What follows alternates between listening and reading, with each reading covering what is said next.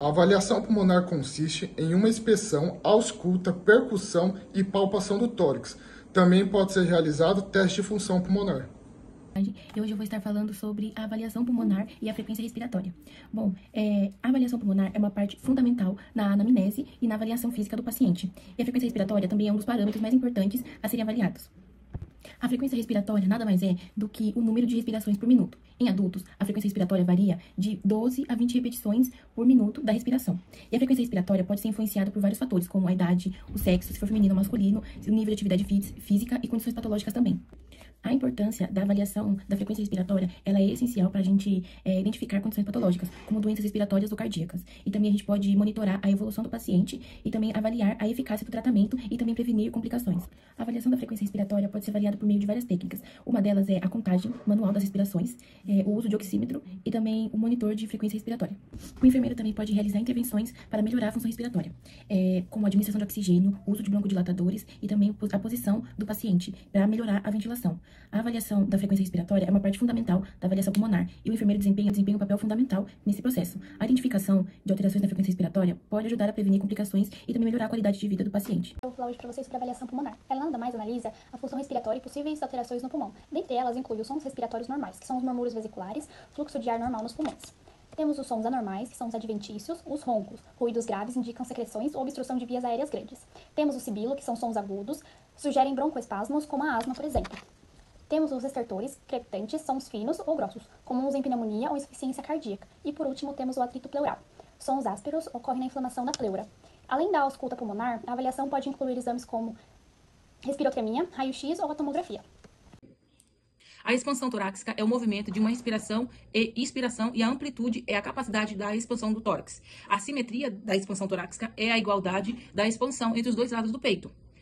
Quando o paciente realiza sua inspiração profunda, é impossível identificar ou sentir a expansão torácica. Já na amplitude, seu aumento denomina-se batipneia ou respiração profunda e sua diminuição hipopneia ou respiração superficial. Durante o exame físico do aparelho respiratório, através de movimentos inspiratórios e expiratórios do paciente. Agora eu vou falar sobre percussão pulmonar, verificando presenças de áreas dunes e hiperressonância. A gente faz uma examinação do tórax, observando se há presenças de sons normais ou anormais. O examinador colocará sua mão não dominante no tórax do paciente e com seu dedo médio da outra mão, ele irá percudir o dedo médio da mão não dominante, lembrando de movimentar sempre o punho e não o braço.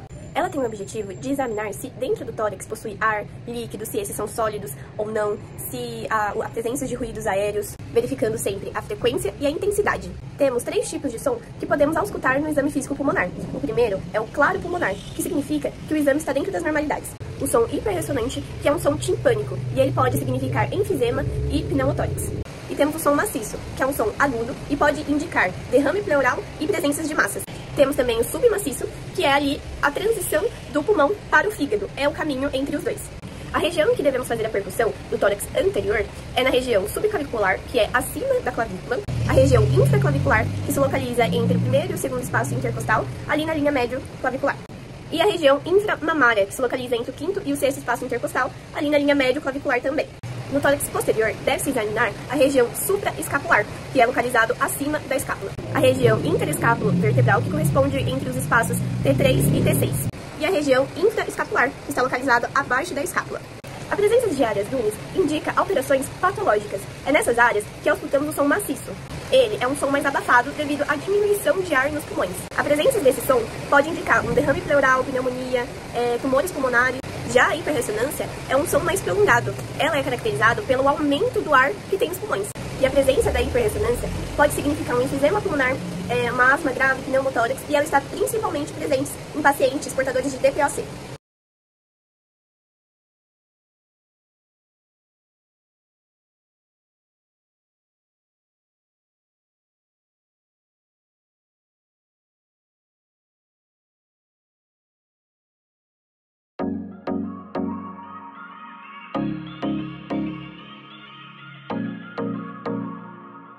Vou falar para vocês sobre a avaliação cardíaca. Ela nada mais consiste que um conjunto de exames e análises realizados para verificar a saúde do coração e do sistema circulatório.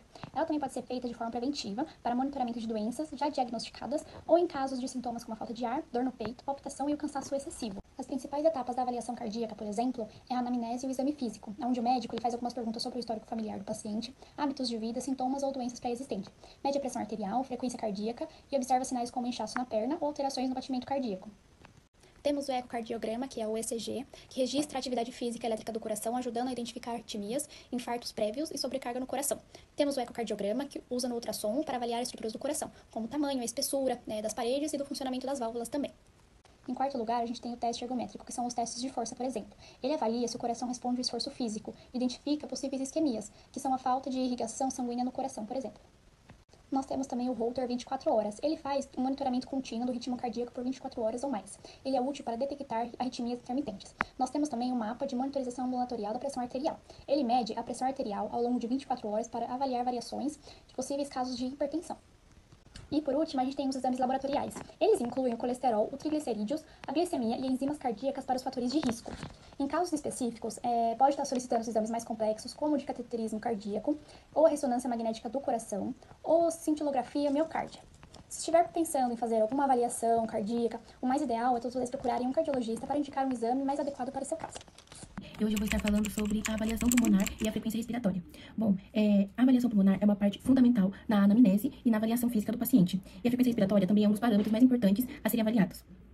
A frequência respiratória nada mais é do que o número de respirações por minuto. Em adultos, a frequência respiratória varia de 12 a 20 repetições por minuto da respiração. E a frequência respiratória pode ser influenciada por vários fatores, como a idade, o sexo, se for feminino ou masculino, o nível de atividade física e condições patológicas também.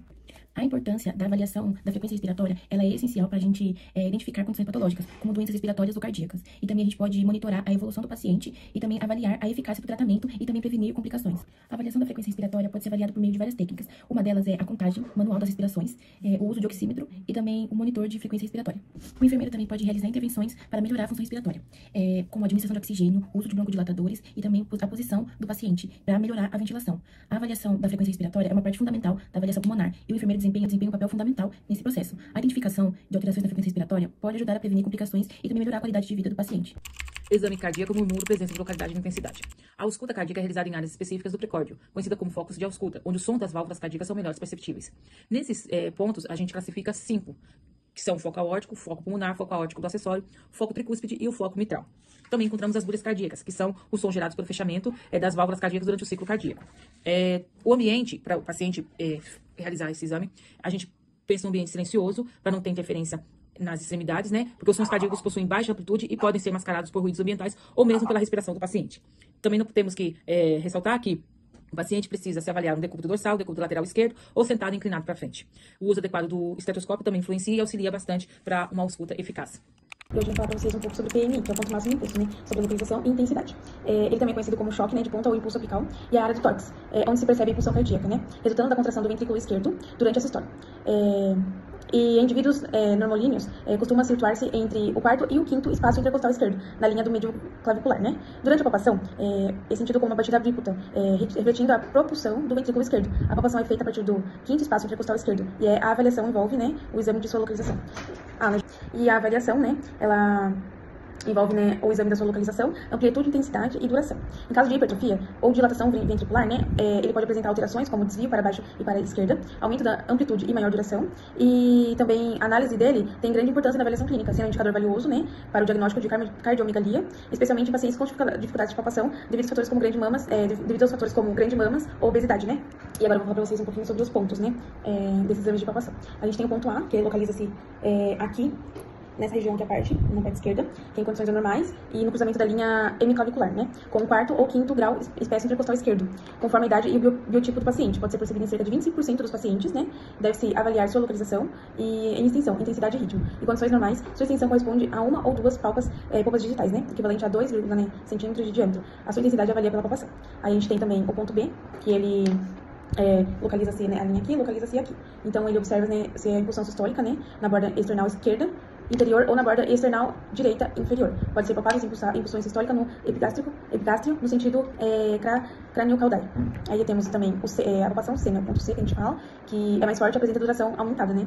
Então, abrangendo metade ou mais da duração da sistole, em condições normais. E ocupa cerca de 1/3, né, da sistole. Temos a D, né, palpação D, né, que ela fica para baixo aqui no lado esquerdo, né, que esse é o lado esquerdo e esse é o direito. Então, fica aqui para baixo do lado esquerdo e com maior amplitude, né? E a maior extensão, a amplitude aumenta devido à maior extensão, sem traduzir e aumento da força contrátil do coração. Então, a avaliação da abordagem do exame físico que oferece informações, né, sobre a presença do cardiomegalia e que lhe confere grande valor semiológico, né? E, então, são esses, né, 4 pontos, né, o A, o B, o C e o D. Então, o A localiza-se aqui, do lado esquerdo, né, que é a linha hemiclavicular. O B localiza-se, a linha hemiclavicular tá aqui, um pouquinho mais pro esquerdo, né, pro direito. A C também, né, a D. E é isso, pessoal. Essa é a minha parte que eu tenho que falar sobre o ponto máximo de impulso. Eu vou falar sobre os sons cardíacos e onde eles estão localizados, cada foco. Eles são caracterizados pelo fechamento e abertura das válvulas na passagem do sangue. São divididos em sons sistólicos e diastólicos, sendo o sistólico o momento de contração do músculo, liberando o sangue do ventrículo. É nesse momento que ocorre a passagem do sangue para a artéria pulmonar e a aorta. Já o diastólico corresponde ao relaxamento do coração, onde ocorre o recebimento do sangue pelas veias pulmonares e pela veia cava superior e inferior. Agora, referente aos sons que podemos auscultar em um exame físico cardíaco, são separados em 4, onde o primeiro som é referente ao fechamento das válvulas mitral e tricúspide.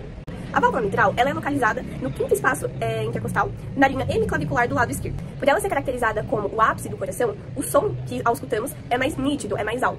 Já o foco tricúspide, ele também é auscultado no 5º espaço intercostal do lado esquerdo, mas ele está localizado à borda do externo. Já o segundo som, ele é caracterizado pelo fim da sístole e início da diástole, pelo fechamento da válvula pulmonar. Também é no segundo som que auscultamos o foco aórtico. Tanto o aórtico quanto o pulmonar estão localizados no 2º espaço intercostal, sendo o aórtico do lado direito e o pulmonar do lado esquerdo. O terceiro som, ele pode ser fisiológico, como em casos de atletas, ou patológico, como em casos de insuficiência cardíaca. O terceiro som ocorre na fase inicial da diástole e é causado pelo rápido enchimento do ventrículo. Está localizado no 5º espaço intercostal esquerdo, com foco mitral. E por fim, o quarto som, ele ocorre como um sinal patológico, onde acontece no final da diástole. O que ocorre é que o átrio ele precisa realizar uma força maior para que o sangue consiga passar para o ventrículo, que está mais rígido. O quarto som está localizado no 5º espaço intercostal do lado esquerdo, com foco mitral e foco tricúspide. É importante ressaltar que para ter uma melhor ausculta do terceiro e do quarto som, deve-se colocar o paciente em decúbito lateral esquerdo, assim tornando os sons mais evidentes, já que esses são de baixa frequência.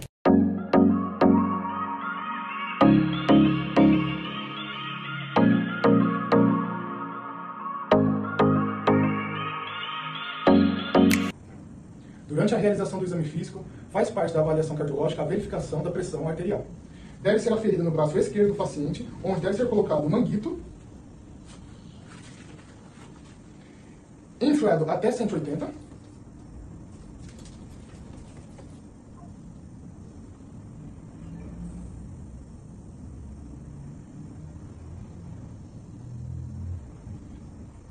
e auscultar os pontos Karatkovs.